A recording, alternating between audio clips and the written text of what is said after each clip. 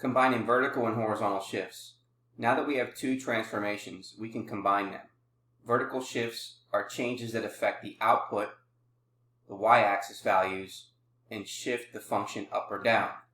Horizontal shifts are inside changes that affect the input, the x-axis values, and shift the function left or right. Combining the two types of shifts will cause the graph of a function to shift up or down and right or left. If we're given a function and both a vertical and a horizontal shift, sketch the graph. Number one, we need to identify the vertical and horizontal shifts from the formula.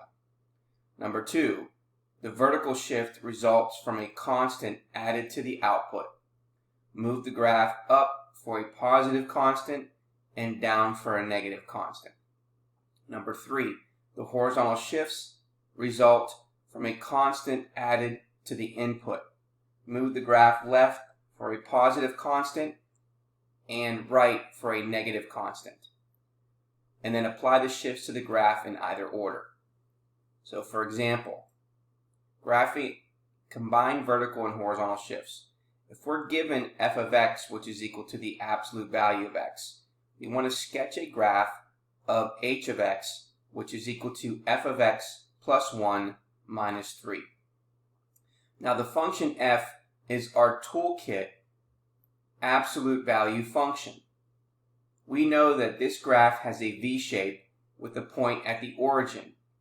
The graph of h has transformed f in two ways. We have f of x plus 1 is a change on the inside of the function given a horizontal shift left by 1, and so the subtraction by 3, and f of x plus 1 minus 3 is a change to the outside of the function given a vertical shift down by 3. The transformation of the graph is going to be illustrated in the figure. So let us just look at one point of the graph and then go on. So here on our regular graph, if you look at the blue graph, that represents y is equal to the absolute value of x. So we know that we have a point at 0, 0. So it's transformed first by shifting left 1 unit.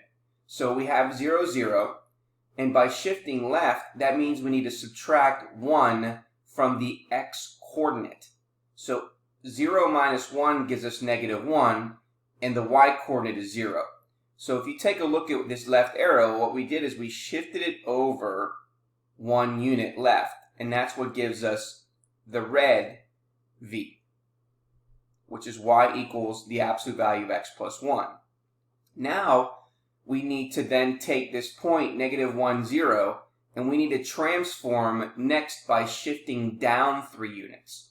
So this negative 1, 0, what we want to do is, since we're shifting down, we need to subtract 3 from the y coordinate.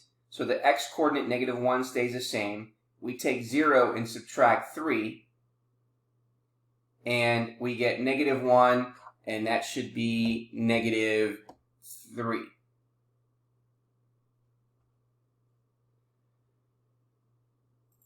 Okay. So if you take a look here, now from this point, we now go down 3 units to get our new transformed function. So that represents y is equal to the absolute value of x plus 1 minus 3. And then if we want to graph this on its own, then we know that what we've done is negative 1, negative 3 is the shift of this particular absolute value function. Now, let's take a look at Desmos with this. Just again have a picture here. Okay, so if we take a look at the absolute value of x, okay, again, there is our graph. Okay, now if we take now the absolute value and we have x plus 3,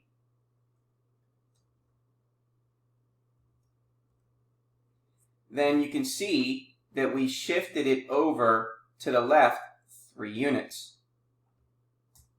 Next, we're going to take the absolute value, x plus 3, and then we're going to shift it down 3 units.